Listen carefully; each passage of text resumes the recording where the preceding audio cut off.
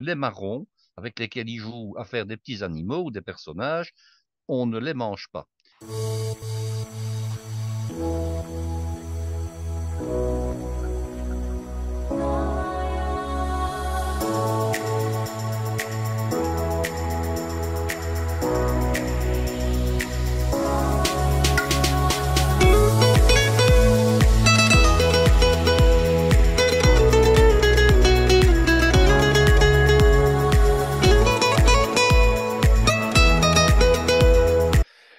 Chers amis, bien le bonjour ou bien le bonsoir. Bonsoir Guy. Bonsoir Claude. Euh, Bonsoir, nous sommes très heureux de vous retrouver, vous qui nous écoutez, et qui nous regardez sur le site sopac.be. Si on parlait cuisine, voilà, il y a la partie audio et il y a également les vidéos de nos enregistrements avec Guy. Alors, ce soir, Guy, nous continuons dans le repas de fin d'année. Et cette fois-ci, on va à la fin du repas, on reviendra dans la suite sur les plats au milieu, mais ce soir, tu nous parles dessert, tu nous parles, alors ça va être en deux parties, pardon, hein, la seconde partie sera pour les finitions et le dressage, la première partie, ce sont les bases, et tu vas nous parler du parfait glacé au marron. Est-ce bien ça? Plutôt du soufflé glacé au marron, en Pardon, fait. le soufflé glacé au marron. Tu as raison. Voilà, le parfait, c'est autre chose. Je pourrais donner la recette du parfait, mais j'ai plutôt opté pour le soufflé. D'accord. Alors, est-ce que vous savez, Claude, à quel point la cuisine est quelque chose de magique? Ah, Et je vais vous oh, dire je pourquoi. ne cesse de le dire à mes invités. Tout à fait. Alors, la cuisine, elle a le don de rajeunir les choses et elle a le don de transformer les choses. Alors, le rajeunissement, je vais vous donner un exemple ou deux qui sont assez faciles à comprendre. Avez-vous remarqué à quel point tous les sangliers devenaient marcassins en passant par la casserole? Oui, À quel point les moutons devenaient de l'agneau? Même absolument, chose. Et à quel absolument. point les cochons devenaient du porcelet? Oui, Voilà, donc la cuisine opère un rajeunissement. Et puis, en plus de ça, elle est capable de transformer les choses, à savoir que les châtaignes deviennent marron. Est-ce que ce oui. n'est pas extraordinaire, ça? Hein? Bon, est-ce que vous savez maintenant, je ne parle pas d'un point de vue botanique, je parle d'un point de vue culinaire uniquement. Ouais. Quand est-ce qu'on parle de marron et quand est-ce qu'on parle de châtaigne? Est-ce que vous savez ça? Enfin, oui, j'ai une explication. Bon, Allez, hein. Je dis mon explication. allez, on va voir si c'est la Allez, même que alors, moi.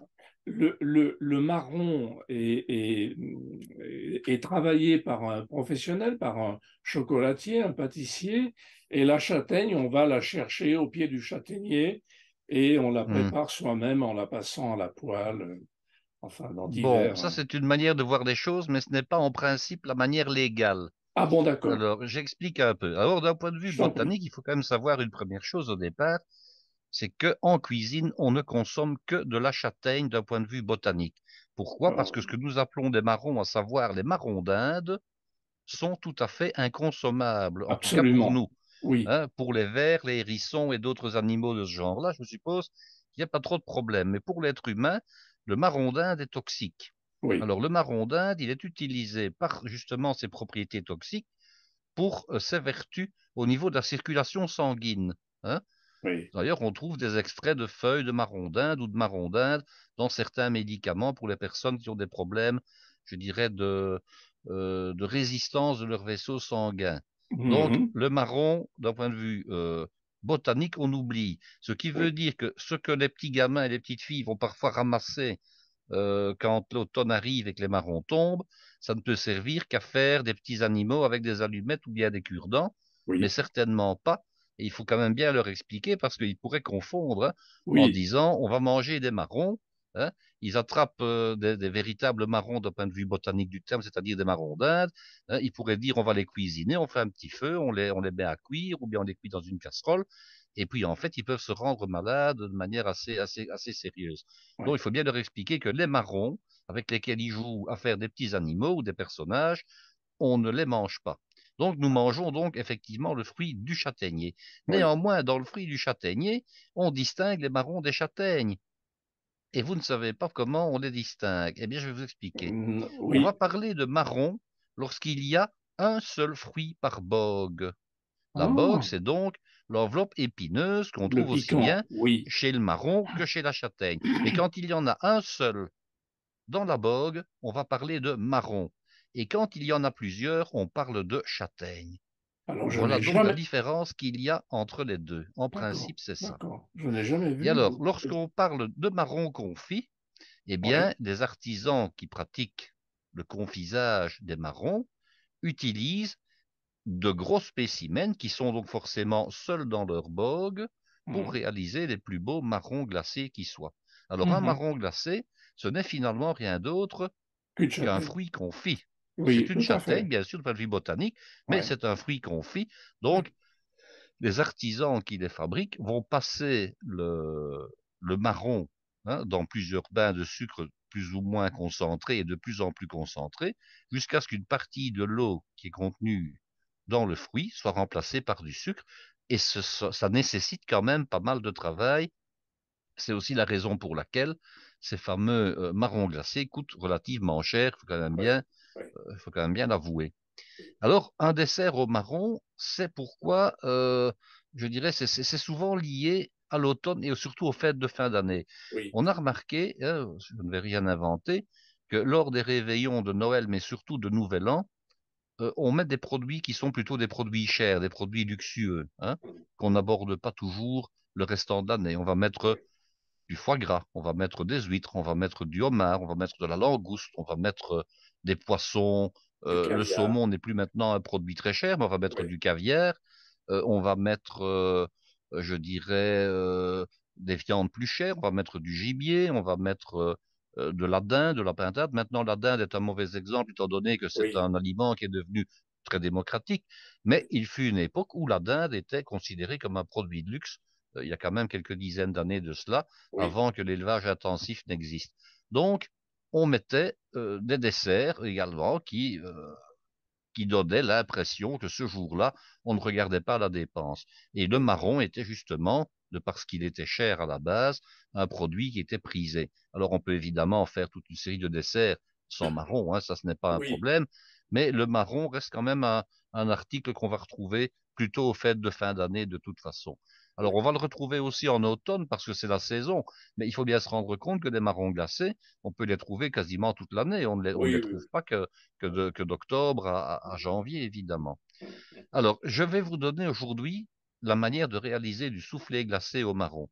Et écoutez bien, ouvrez bien vos oreilles, parce que vous ne trouverez pas cette recette-là dans n'importe quelle revue, étant donné que j'ai dû me livrer à toute une série de petits calculs que je vais vous expliquer. C'est une Oui. véritable recette professionnelle, et je rends ici un tout grand hommage à un tout grand professionnel français, meilleur ouvrier de France, qui est Yves Turiès, parce que Mm. Yves Turiès, il y a déjà des dizaines d'années, a commis toute une série de livres pour les professionnels, étant donné que ce sont des livres qui coûtent extrêmement cher, et c'est à partir de ces ouvrages que je vous ai donc concocté cet Ah, appareil au marron, tout très bien. simplement. Très Alors, bien. il y a trois manières de réaliser ou quatre manières de réaliser des desserts glacés au marron. On peut réaliser une crème glacée au marron. Ça, c'est une première manière de faire les choses.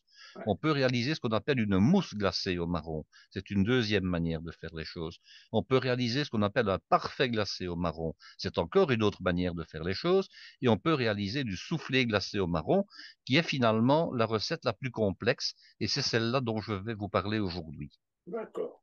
Alors, Très les bien. quantités maintenant. Quelles sont les quantités qu'il faut mettre en œuvre pour un nombre déterminé de couverts?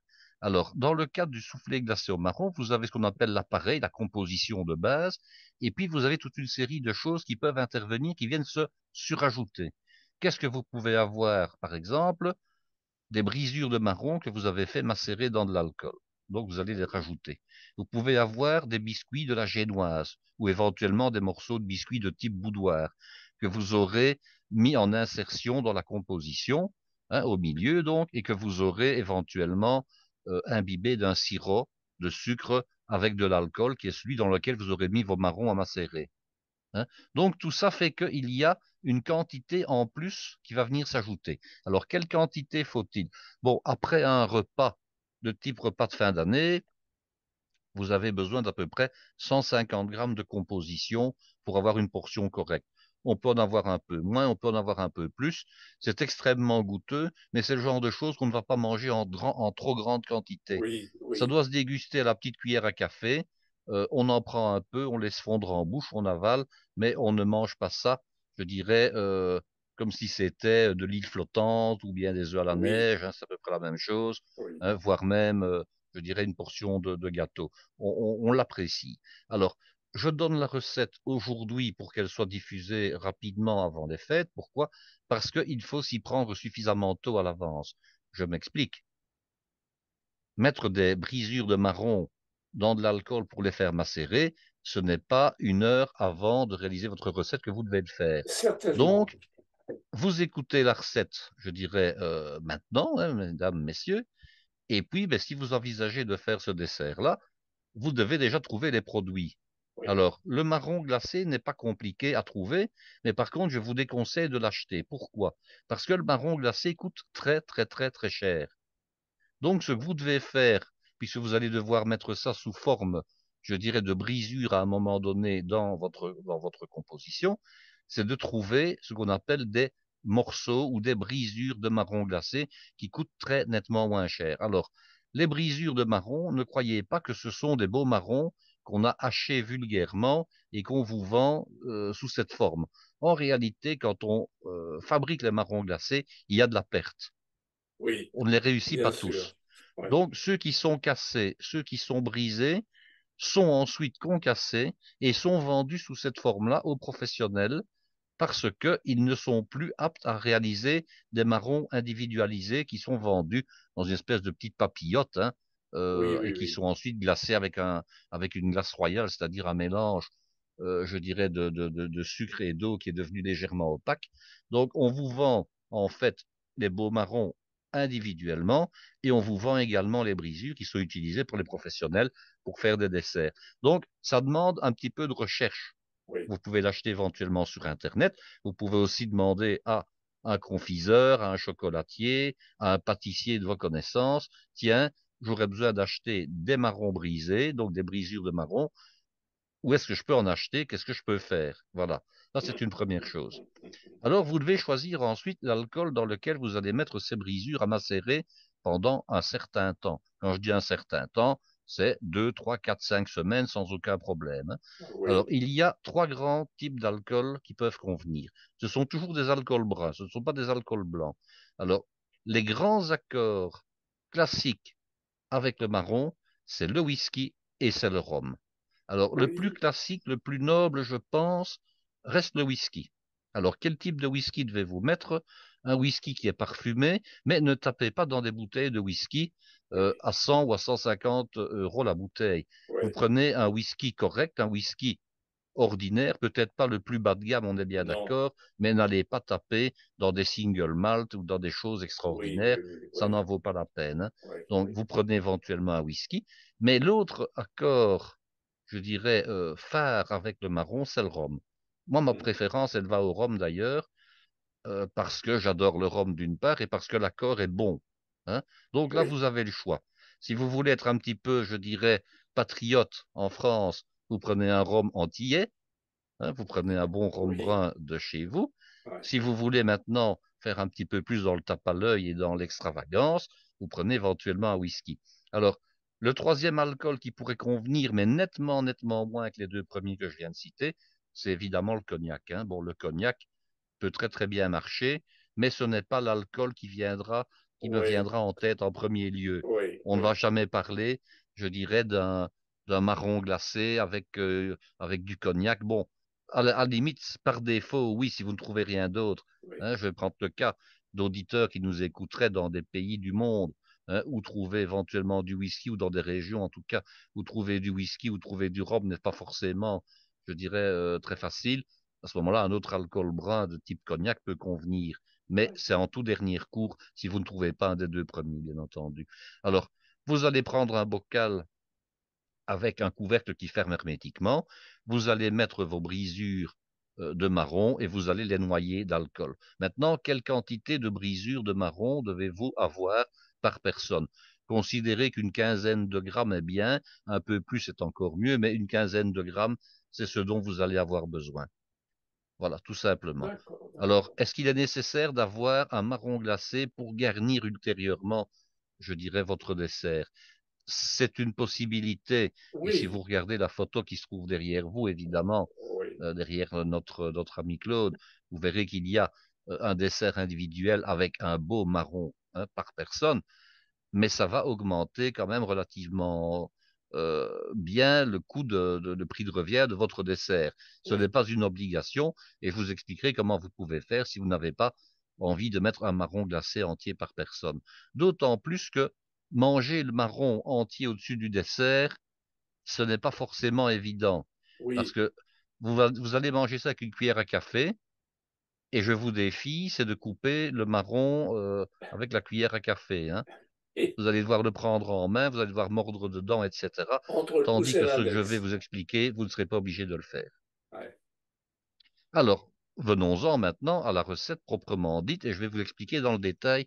N'ayez pas peur. Alors, je vous ai calculé des proportions de manière à avoir des quantités relativement raisonnables et je rappelle, vous prenez le total du poids de ce que je vais vous donner, vous divisez à peu près par 150 grammes et vous aurez le nombre de personnes que vous D'accord, pouvez servir à partir de cela. N'hésitez d'accord. pas à en faire un peu plus, vous allez comprendre pourquoi.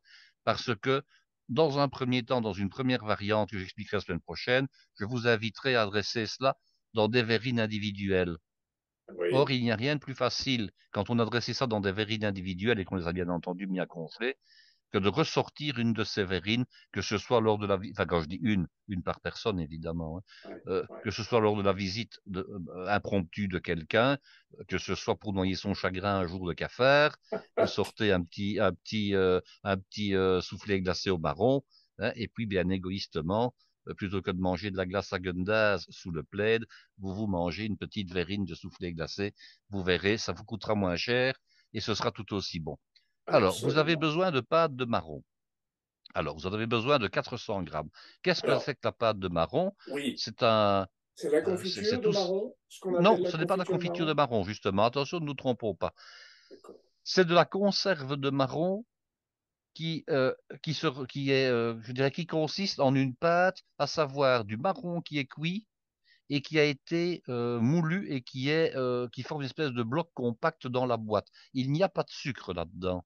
Donc ce n'est pas Voilà, ni de la d'accord. crème de marron, ni de la confiture de marron. Ok. C'est donc de la pâte de marron au naturel qui sert aussi bien pour les desserts que pour les préparations salées. Et on trouve ça Donc c'est facilement, vraiment de la Guy? pâte de marron. Comment? On trouve ça facilement? Ah, moi j'en trouve en conserve ici en Belgique alors que nous ne produisons pas de marron. Donc je suppose qu'en France, ça ne doit pas poser trop de problèmes. Maintenant, je vous explique comment vous pouvez faire si vous n'en trouvez pas. Vous pouvez à ce moment-là acheter donc des châtaignes en bocaux ou en conserve, donc qui sont des châtaignes qui sont pré-cuites. Vous pouvez éventuellement les acheter sous vide et vous devez les broyer le plus finement possible et Oui, les passer au tamis de manière à avoir quelque chose qui soit très fin. oui. Donc ça, Bon. c'est une autre possibilité. Vous Mhm. pouvez également partir à partir de marrons frais ou de châtaignes fraîches, hein, Oui, que vous devez cuire vous-même. Alors comment pratique-t-on? On doit d'abord, lorsqu'on les achète toutes, je dirais toutes fraîches et crues, on fait d'abord une croix avec un couteau qui coupe, hein, pour fendre la peau.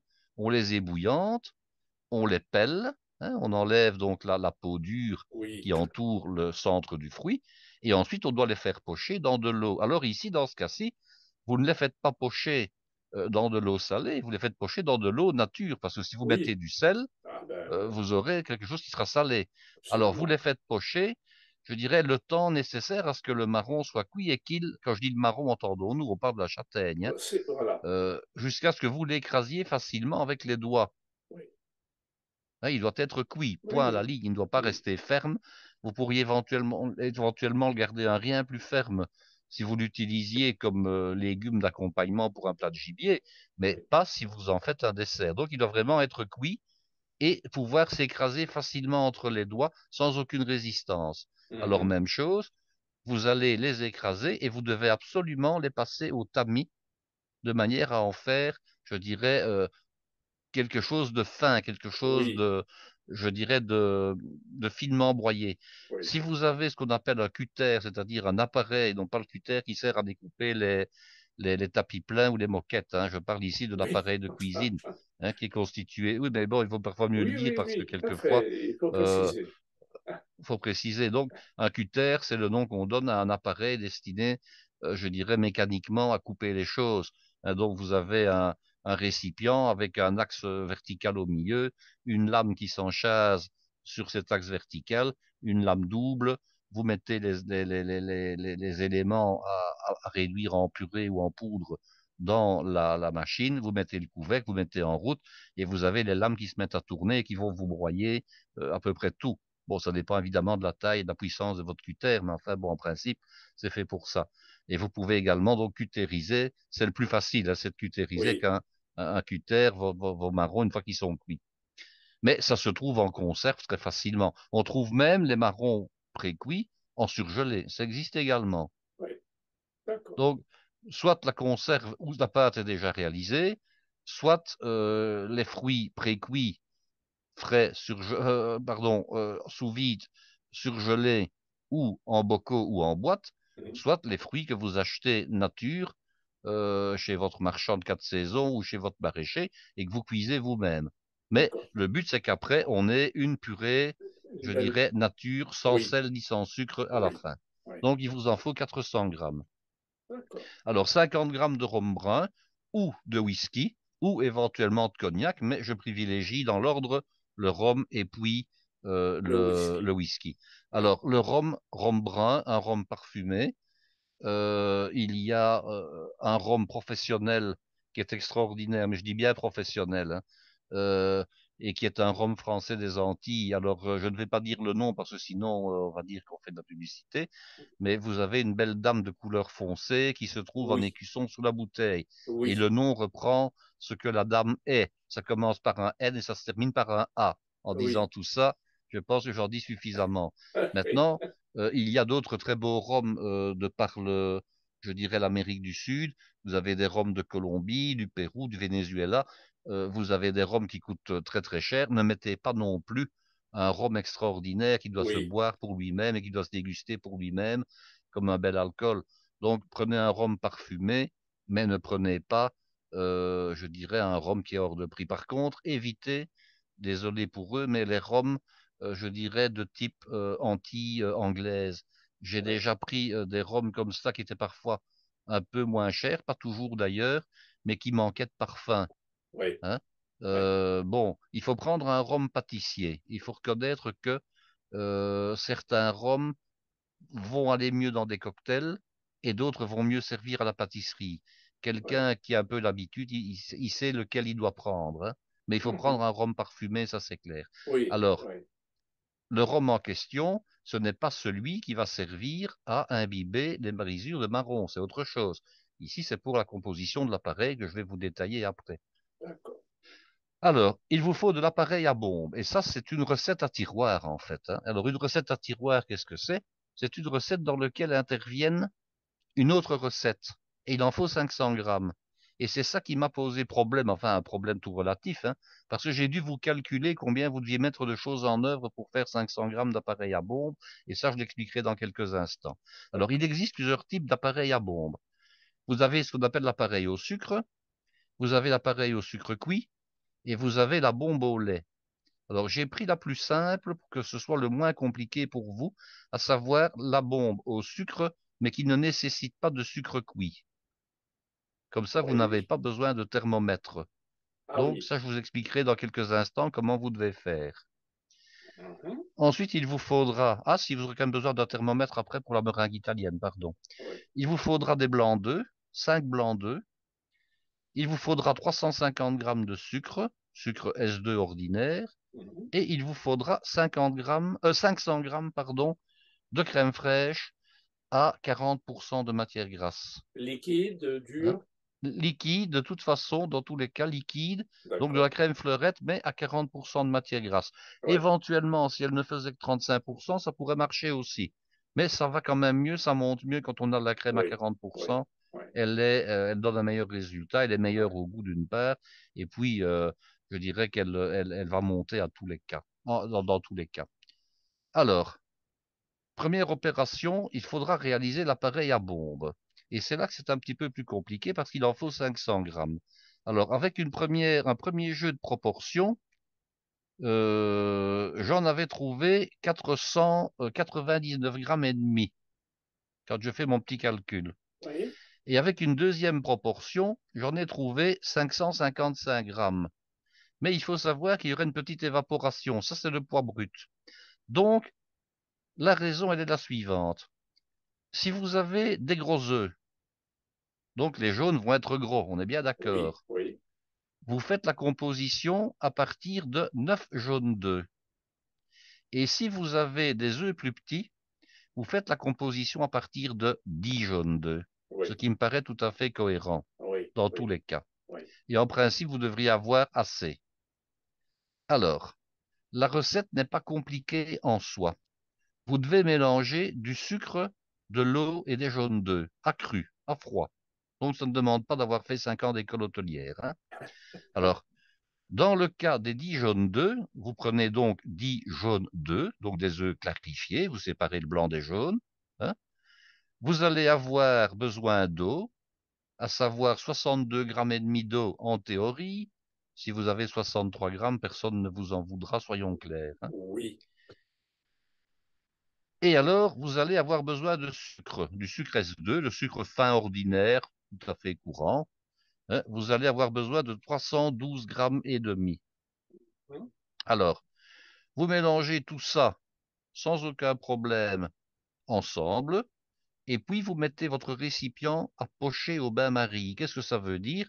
Vous prenez un récipient en métal, vous faites bouillir de l'eau dans un autre récipient, dans une casserole, hein, et vous mettez le fond du récipient dans lequel votre mélange se trouve, vous le mettez donc dans de l'eau très chaude, de manière à faire coaguler, à faire chauffer votre mixture. Attention, vous devez mélanger un petit peu quand même, hein, pour ne pas avoir de oui, l'omelette. Mais bah vous oui, mélangez quand même un petit peu. oui, Alors, donc ça, c'est dans le cas des 10 jaunes d'œufs. Si maintenant vous devez travailler avec 9 jaunes d'œufs, vous allez avoir besoin de 281 ou 282 grammes de sucre et de 57 grammes d'eau, plus bien entendu vos 9 jaunes d'œufs. Donc c'est une question, je dirais, de voir un peu si on a des petits œufs ou des oui, gros œufs. oui, Dans un d'accord, cas, ce sera 9 jaunes d'œufs, dans l'autre cas, ce sera 10 jaunes d'œufs, d'accord, hein. ok, Voilà. Alors, vous mettez ça à pocher au bain-marie. En fait, vous devez faire chauffer fortement votre composition en mélangeant. Alors, je l'ai déjà réalisé à plusieurs reprises. Ne soyez pas étonnés si à un moment donné, ça coagule, hein, mais c'est pas grave. Vous mélangez de temps en temps avec un fouet, sans battre, hein, de manière à ne pas avoir ce que j'appellerais de l'omelette ratée, tout oui, simplement, oui, oui, hein. oui, Donc vous mélangez, vous attendez 15, 20, 30 secondes, vous mélangez un petit peu et vous amenez tout ça, je dirais, à ce que ça soit très chaud. Voilà. Alors, oui, une fois que c'est très chaud, qu'est-ce que vous faites? Vous devez battre à ce moment-là au batteur. Donc, vous avez intérêt à mettre, si vous avez un batteur électrique de type Kenwood, de type KitchenAid ou autre chose, vous avez intérêt à utiliser comme récipient dans lequel vous allez mettre votre produit à pocher au bain-marie. Vous avez intérêt à prendre le récipient qui va déjà aller sur votre électroménager par la oui, suite, hein, oui, si vous oui, avez ce genre de oui, robot ménager. oui. Dans l'autre cas, ce n'est pas grave, vous battrez qu'un petit batteur à deux branches, qui est le petit batteur ménager traditionnel. Et alors, vous devez battre jusqu'à complet refroidissement. Ah oui, Et vous avez votre appareil à bombe qui est terminé. mais Alors, il vous en faudra, oui, pardon Guy, ça veut dire que tu bats quand même pendant longtemps, parce que le bain-marie est très chaud, donc le le récipient, bain-marie est très chaud, mais je vais dire que, bon, il faut battre pendant à peu près un quart d'heure, je vais dire, jusqu'à ce que ça soit refroidi. Alors, si maintenant, petite astuce, hein, imaginons que vous n'ayez pas un appareil professionnel du type Kenwood ou autre. oui, Vous avez le petit batteur ménager qui risque, lui, d'avoir un peu chaud. Ben, vous battez dans un premier temps jusqu'à ce que ça devienne tiède. Vous laissez votre appareil refroidir un petit peu pour ne pas le brûler. Et puis, vous reprenez les oui, opérations et vous continuez à battre après. Vous oui, faites ça en deux fois ou en trois fois. Si vous ne disposez pas d'un appareil professionnel, hein, vous n'allez pas oui, tuer votre petit mixeur non plus Oui, à la oui, oui. tâche. D'accord, d'accord. Donc, votre appareil à bombe est réalisé et c'est lui qui va par la suite, je dirais, entrer dans la composition dont je vous ai énuméré les produits tout à l'heure. Alors, D'accord. vous avez besoin de pâte de marron et de rhum. Alors, les 400 grammes de pâte de marron et les 50 grammes de rhum, vous allez les mélanger ensemble. Alors, ne soyez pas étonnés, mais euh, vous avez tout intérêt, même si vous achetez de la pâte de marron qui est en conserve, à la repasser au moulin à légumes. Pourquoi? De manière à le transformer en vermicelle pour avoir plus facile à incorporer le rhum. Oui, oui, Parce que si vous avez un bloc de pâte de marron dans lequel vous devez mettre vos 50 grammes de rhum, vous n'aurez pas quelque chose de suffisamment lisse par la suite. oui, oui. Si vous avez un cutter, l'idéal, c'est de mettre votre pâte de marron au cutter, d'ajouter le rhum et de mettre votre cutter en route. Et là, vous Ah aurez oui, quelque chose qui sera beaucoup plus facile. ouais. Si vous n'avez pas de cutter, vous pouvez le faire également à la fourchette traditionnelle avec laquelle on mange. Vous prenez un récipient un peu large, vous mettez votre pâte de marron, vous la concassez avec la fourchette, vous ajoutez les 50 grammes de rhum, et puis avec la fourchette, vous écrasez les deux éléments ensemble de manière à avoir une composition qui soit la plus lisse possible. Ouais, Il ouais. faut évidemment que le rhum et la pâte de marron soient intimement mélangés pour que vous ne distinguiez plus l'une de l'autre, Oui, de oui, manière à ne pas avoir de grumeaux. oui. Sinon, les grumeaux vont obligatoirement se retrouver dans votre composition finale et ce ne Bien sera pas sûr, agréable. bien Donc, sûr. vous devez absolument détendre votre pâte de marron avec l'alcool, mais de manière à ce que les deux soient, je dirais, incorporés vraiment intimement l'un à l'autre. Ouais, ouais. Alors, une fois que votre pâte de marron et votre rhum ont été bien mélangés ensemble, vous ajoutez l'appareil à bombe. Donc, c'est l'appareil dont je vous ai donné la recette il y a quelques minutes. Alors, Oui, vous devez en ajouter 500 grammes. Alors, ça, c'est la recette théorique. 500 grammes pour la quantité que je vous ai donnée, donc de rhum d'appareil et de pâte de marron. Si vous avez 510 grammes ou 515 grammes, ne vous tourmentez pas, vous les mettez. Si vous n'en avez que 490 grammes, vous les mettez également. Je oui, vais dire que ce n'est pas ça qui va ruiner la recette. Maintenant, il ne faudrait pas qu'il y en ait, je dirais, 15 ou 20% en plus. oui, ça fait Mais si vous beaucoup. avez quelques grammes en plus, mon Ouais, Dieu, ce n'est pas dramatique. Donc, vous allez incorporer cette fois-là votre pâte à bombe à la première composition. oui, Et puis, vous devez ajouter la meringue italienne. Alors, d'accord. rappelez-vous, je vous ai parlé qu'il vous fallait 5 blancs d'œufs et Oui, 350 grammes de sucre. oui, Alors, comment faites-vous une meringue italienne? Je vais quand même le rappeler parce que ce n'est pas oui, évident et tout le monde ne oui, le sait pas. oui, On doit battre des blancs d'œufs avec une petite pincée de sel dans un récipient bien propre pour qu'ils montent.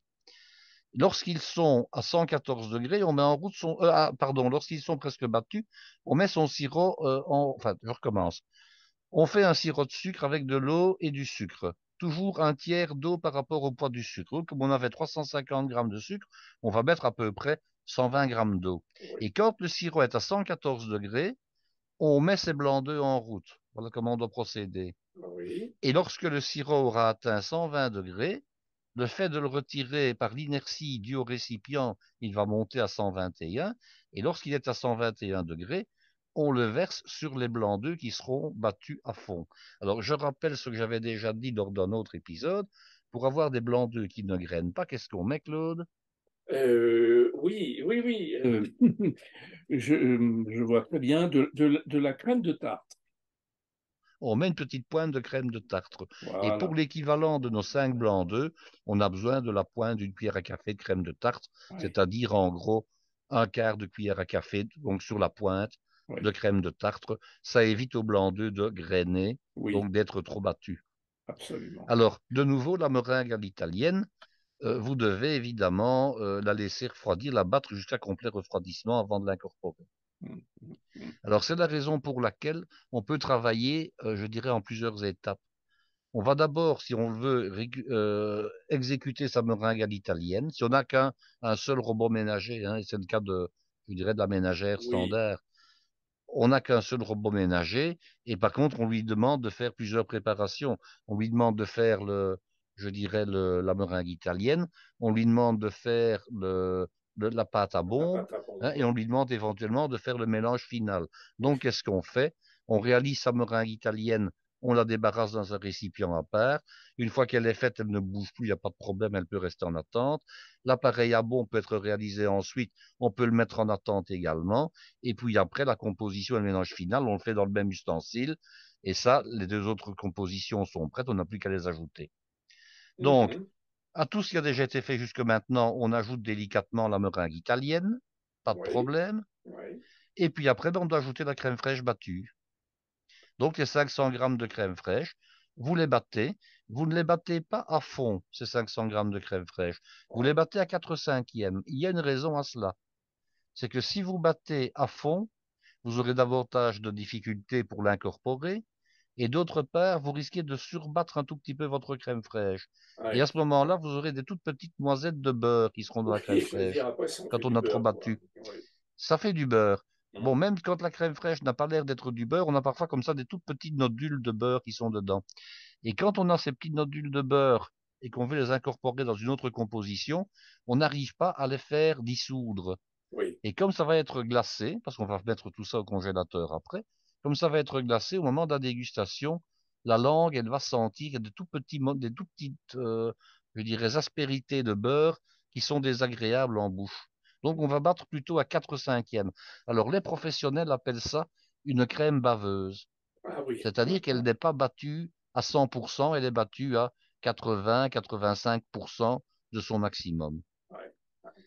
Donc voilà, vous avez successivement ajouté différents appareils les uns aux autres et vous avez une composition qui est prête, vous n'avez plus qu'à mouler.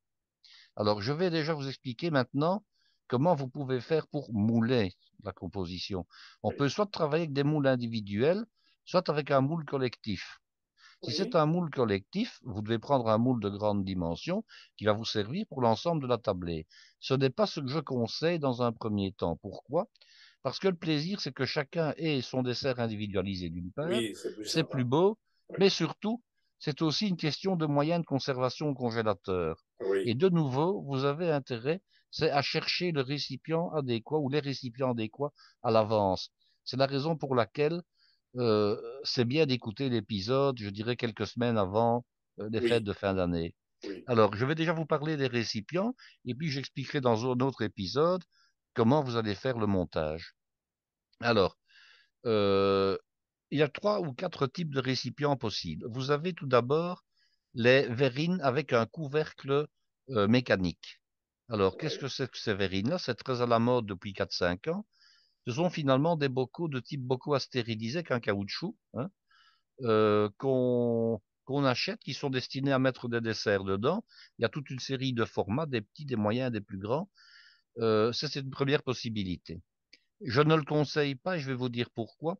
Parce que, après quelques utilisations en congélation, le caoutchouc ne fait plus oui, office de joint correct. oui, oui, Donc, à ce moment-là, vous avez les caoutchoucs à remplacer et on ne trouve pas toujours les modèles de caoutchouc pour ce genre de verrines parce que ce ne sont pas des verrines utilisées pour la stérilisation.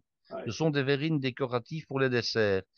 Alors, on se retrouve à ce moment-là avec des verrines euh, qui sont inutilisables parce qu'on n'a plus le caoutchouc qui va avec. mm, mm, Donc, ce n'est pas ce que je conseillerais en premier lieu. D'autre part, le nettoyage de ces verrines-là est beaucoup plus compliqué à cause même, justement, euh, du, du mécanisme proprement dit qui sert à fermer les couvercles. Donc, ce n'est pas mon premier choix. Vous avez, d'autre part, les bocaux à confiture. Alors, les bocaux à confiture, c'est vraiment mon deuxième choix, mais il est intéressant parce que dans ce bocal à confiture, vous avez des bocaux à visser. oui, Et alors, les bocaux à visser, une fois que vous avez rempli votre bocal de la composition, vous mettez à congeler après avoir bien sûr remis le couvercle. Vous n'avez pas d'odeur parasite qui vient se greffer à votre dessert. Or, on sait que dans les congélateurs, on a très souvent d'autres produits. On a du poisson, on a des viandes, on a des légumes.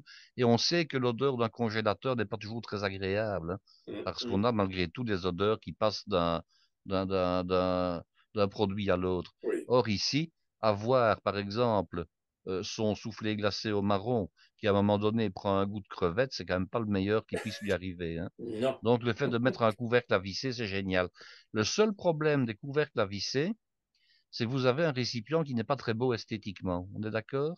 oui, oui, Or, vous devrez servir dans le récipient en question. C'est une possibilité. Ce n'est pas à négliger, mais ce n'est pas mon meilleur choix. Alors, mon meilleur choix, il va vers des bocaux à confiture qui sont munis d'un couvercle en plastique. Alors, Oui, ça se trouve partout dans les quincailleries, hein. Ça se trouve ouais, évidemment davantage à l'automne et en été quand c'est la saison des confitures, ouais, mais ça se trouve partout dans les quincailleries. Et alors ça, c'est un gros avantage, c'est que d'abord le bocal est beaucoup plus beau. Deuxièmement, il n'y a pas de pas de vis au-dessus du bocal, donc ce sera esthétiquement encore plus beau également.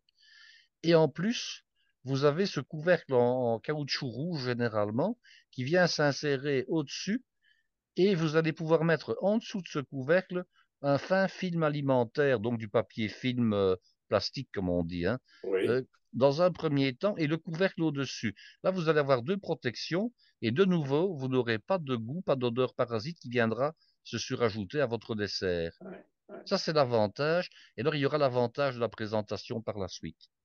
Et ça, je vous expliquerai comment on met dans le moule, ce qu'on peut y insérer, et surtout comment vous pouvez garnir après le dessus de votre soufflé glacé. Ça va?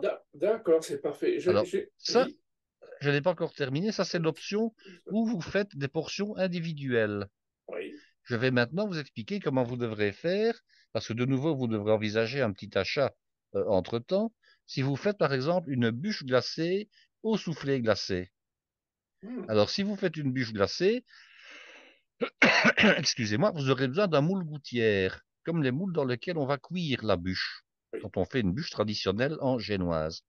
Donc, de nouveau, à ce moment-là, vous devrez chemiser votre moule gouttière avec du papier film alimentaire et vous devrez couler votre composition, votre appareil final, donc dans le moule garni du film alimentaire.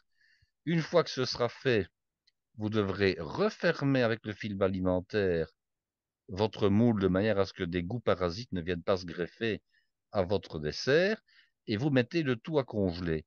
Et par la suite, et ça nous verrons ça dans un autre épisode, vous démoulerez votre bûche glacée et on la finira ensemble. Je vous expliquerai trois, quatre méthodes de présentation de cette bûche, je dirais glacée, qui sera évidemment, elle, plutôt destinée à la fête de Noël, tandis que les verrines individuelles seront plutôt destinées à la fête du réveillon de Nouvel An. ok. Alors, j'ai deux petites questions, Guy. Pourquoi tu appelles l'appareil à bombe? Pourquoi à bombe? Pour moi, une Alors, bombe. parce que, ah, alors, pourquoi? Parce qu'à l'origine, une bombe glacée était une manière de présenter des desserts glacés. Ah, Je parle, ah, je oui, parle d'accord. anciennement. Et Ok, vous aviez, pardon, et vous aviez en fait des moules à bombe qui étaient des moules en étain ou en fer blanc, hein, l'étain et le fer blanc, c'est la même chose, qui avaient la forme d'une bombe. Alors, il y oui, avait plusieurs types de bombes. Vous aviez les bombes sphériques et qui ressemblent d'ailleurs par analogie à la coiffure des jockeys ou des écuyers, qu'on oui, appelle également la bombe, hein, oui, oui, qui oui, est en fait une espèce de chapeau melon, mais avec une visière, avec une penne devant. Et alors, j'ai déjà vu des moules à bombe qui sont en fait des moules qui ressemblent vraiment à des bombes dans le sens où le moule est légèrement cannelé avec des espèces d'ailettes, etc. ouais, Et ça permettait de dresser toute une série de desserts qu'on appelait les bombes glacées. Alors une bombe glacée, qu'est-ce que c'était? C'était le moule en question qui était chemisé avec un appareil à glace, une glace vanille, une glace chocolat, une glace pralinée, une glace aux fruits.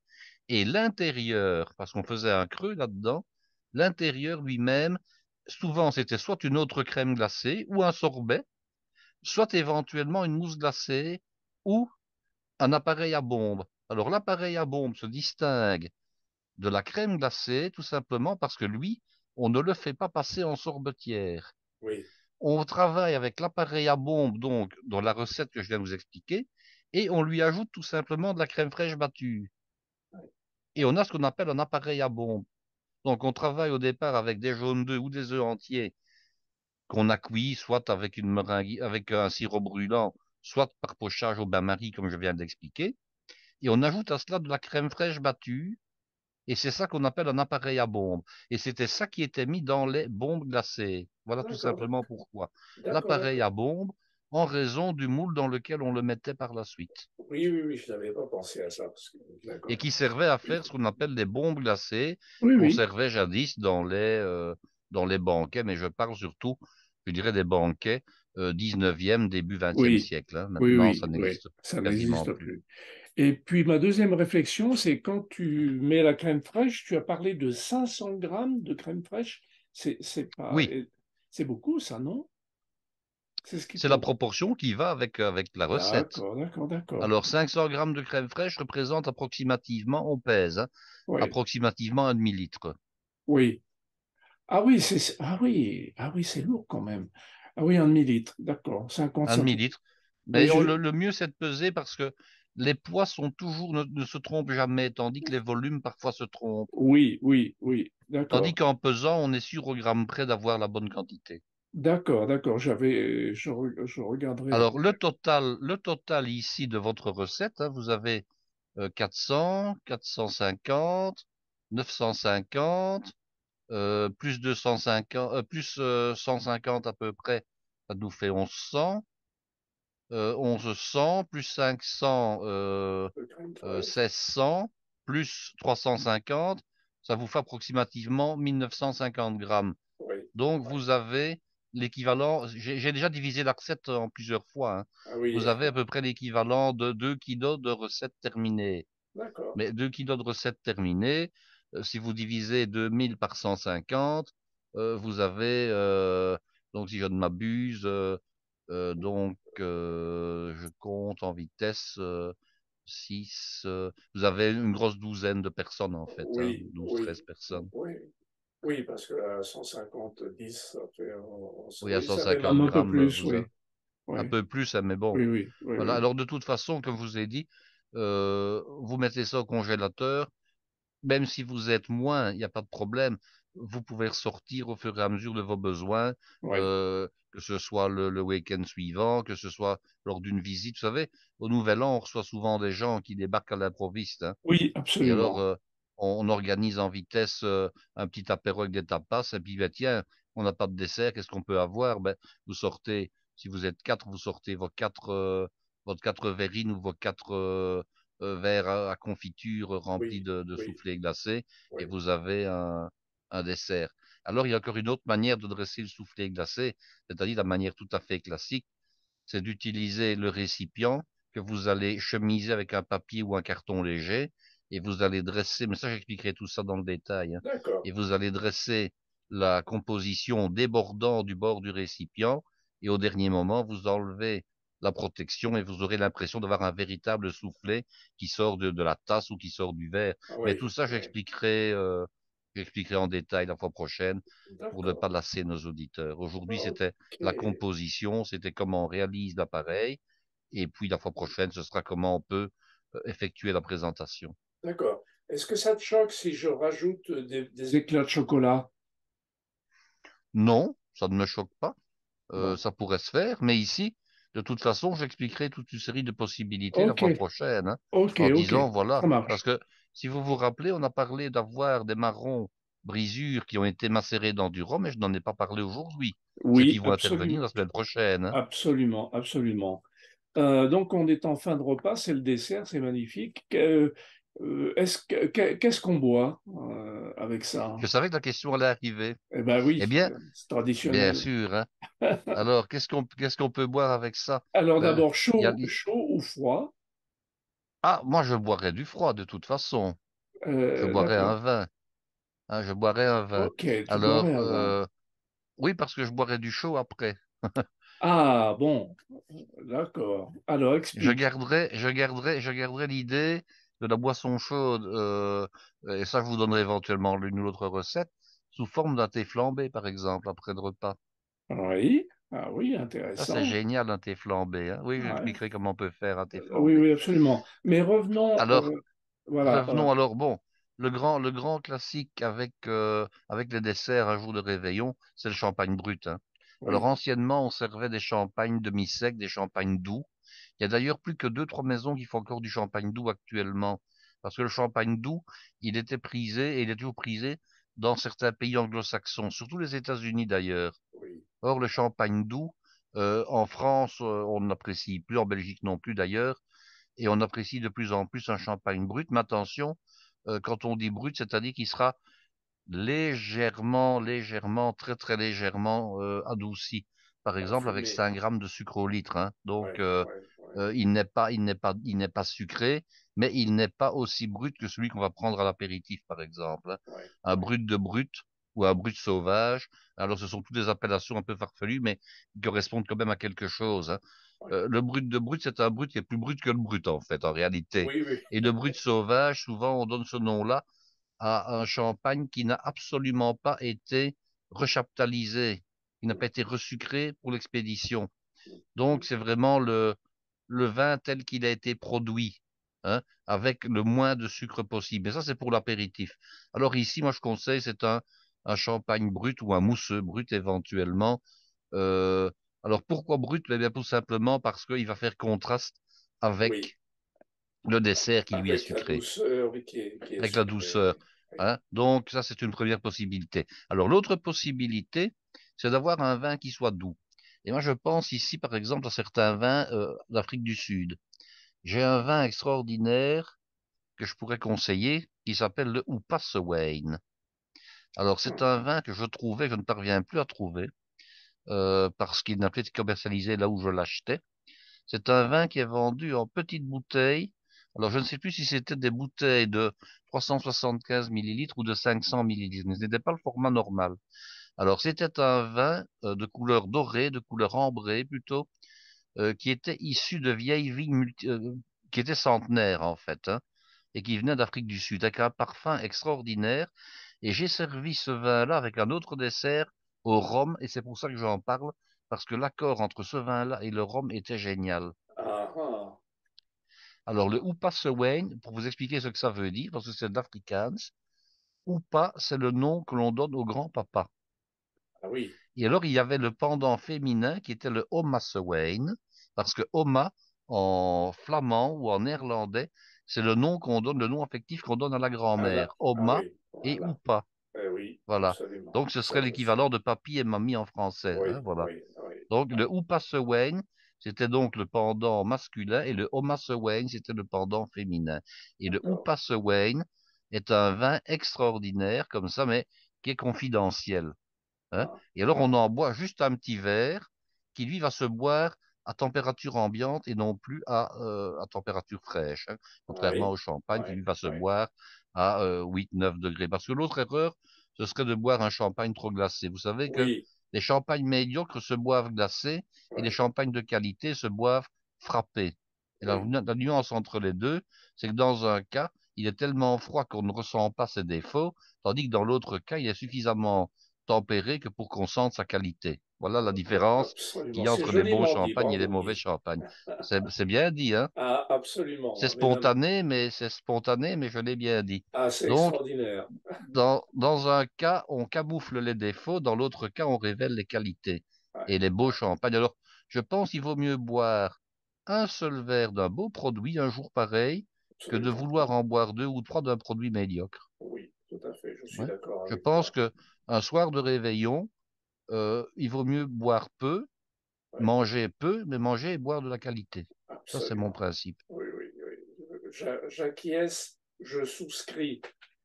Mesdames, messieurs, vous aussi, j'imagine. Enfin bon, on fait chacun Donc, nous fait avons avec ses ici deux moyens. possibilités d'accord. Un accord avec un produit sec, un produit brut, qui va finalement remettre la bouche à zéro entre chaque bouchée ou toutes les deux, trois bouchées, Mm, mm. hein. Ou bien un accord, je dirais, de sucrosité avec sucrosité. Encore faut-il trouver ce vin-là, ce qui n'est pas évident. Alors, vous avez d'autres, je dirais, d'autres vins qui vont bien avec ce genre de produit. Je pense ici à un vin australien. Vous allez me dire, mais bon, pourquoi est-ce qu'il ne parle pas des vins français finalement, celui-là, hein? Tout simplement parce que j'ai l'habitude en Belgique de trouver, je dirais, des produits qui viennent d'ailleurs que de la France. On a une ouverture d'esprit, je dirais, pas dire plus grande, mais on a un éventail de produits possibles que l'on ne trouvera pas forcément facilement en France, parce Oui, qu'en France, vous avez vos produits à vous, tout oui, oui, simplement, oui, oui, on hein. est, Donc, oui, on est un peu chauvin. maintenant, c'est pas ça que j'ai voulu dire et je ne le Oui, pensais mais même pas. Je veux Ah, dire par là que, est-ce que, comme vous avez les produits au départ, vous ne sentez pas la nécessité d'en avoir d'autres qui viendraient d'ailleurs? oui, Tandis que nous, éventuellement, nous ne oui. produisons pas les mêmes produits, Oui, donc nous sommes plus ouverts au fait de prendre aussi bien des produits français que des produits des nouveaux pays du vin, des nouveaux mondes, hein, oui, que sont l'Amérique du Sud, que sont l'Océanie, oui, qu'est l'Afrique du Sud. On n'a pas le problème culturel de dire, tiens, non, non, on doit boire absolument du national parce que nous avons ce qu'il faut. absolument. Donc, on Alors, a. ce vin australien. Alors, ce vin australien, c'est un vin extraordinaire également qu'on vend en petites bouteilles. C'est un vin qui a un parfum de rose comme ça, Hmm, tout en ayant des parfums des notes caramélisées, des notes exotiques, très très beau produit. Ce que vous pourriez avoir également, mais là cette fois-ci ce serait en France, à condition de trouver le produit, ce sont des vins de type, comment dirais-je, de type Mauri, de type Banyuls, etc. Mais à oui, condition de les avoir testés avant et de dire, oui. tiens, est-ce que ça ira bien avec? Et alors, vous pourriez avoir un autre produit auquel je pense, sous forme de petites dégustations, ce serait du rhum. Oui, ah Alors, oui, pourquoi du rhum? Ben parce que le rhum ou le whisky éventuellement entre dans la composition du dessert oui, et c'est vrai. accompagner un dessert au rhum avec un petit verre de rhum, un tout petit verre. Mais alors, on ne prend pas forcément le même rhum que celui qu'on a mis dans le dessert, hein. On prend un rhum qui soit super qualitatif par rapport à celui qui a été employé. Ah On oui, prend un oui, oui, oui, véritable rhum, on oui, prend un véritable rhum à déguster. Et oui, à ce moment-là, vous aurez le mélange, je dirais, en bouche du rhum, je dirais, d'accompagnement et du rhum qui est dans la composition et qui, lui, se sent, mais de manière suave, de manière subtile. Et vous avez les deux. Alors, je pense ici à quelques rhums plus confidentiels également. Alors, je suis allé, ça je ne vous en ai pas encore parlé, mais je suis allé faire un petit détour du côté du Grand-Duché de Luxembourg, tout simplement parce que le Grand-Duché de Luxembourg, les accises ne sont pas les mêmes qu'en Belgique oui. et j'ai racheté du rhum. Alors j'ai racheté du rhum de type vénézuélien, de type colombien. Alors ce sont des rhums qui ne coûtent pas encore trop cher. On est, disons, aux environs de la cinquantaine d'euros la bouteille, 45, 50 euros la bouteille. Ce sont des rhums qui sont très parfumés, mais si on le compare au rhum à utiliser dans la recette ici, là c'est un rhum qui est à 10 euros la bouteille, hein. Oui, oui, oui. Donc on passe, disons, je dirais, du simple au quintuple, hein, donc au Ouais, niveau du prix. ouais. Et là, vous pouvez avoir un très très beau produit qui va vous permettre d'accompagner le dessert. Si vous avez mis du whisky à la place du rhum dans le dessert, vous pouvez très bien opter à ce moment-là pour un beau single malt, Ouais. très légèrement tourbé, pas trop tourbé, parce que sinon la Oui, tourbe va oui, va empiéter sur le couvrir, goût, oui, hein, oui, va couvrir, mais un whisky, pardon, très très légèrement tourbé de manière subtile, suave, oui. hein, qui va accompagner donc le dessert également. Ça, Ouais, c'est une autre possibilité. d'accord. Ah, ouais, tout ça est formidable, hein. Chers Il ne amis, restera plus qu'à finaliser maintenant le dressage. oui, oui, Je donc vais vous expliquer quatre ou cinq possibilités pour voilà. parfaire votre dessert pour les fêtes de fin d'année. Donc ça, et pour la semaine prochaine, cette partie finition et dressage. Chers amis, posez vos questions parce que j'imagine que sur la recette extraordinaire dont Guy vient de nous parler, vous avez peut-être des questions. N'hésitez pas à nous les poser. Merci Guy, merci beaucoup pour Ce cette fut un belle plaisir, recette Claude. et à très bientôt pour À la semaine prochaine. pour à la semaine prochaine. Merci beaucoup. Au revoir. Au revoir.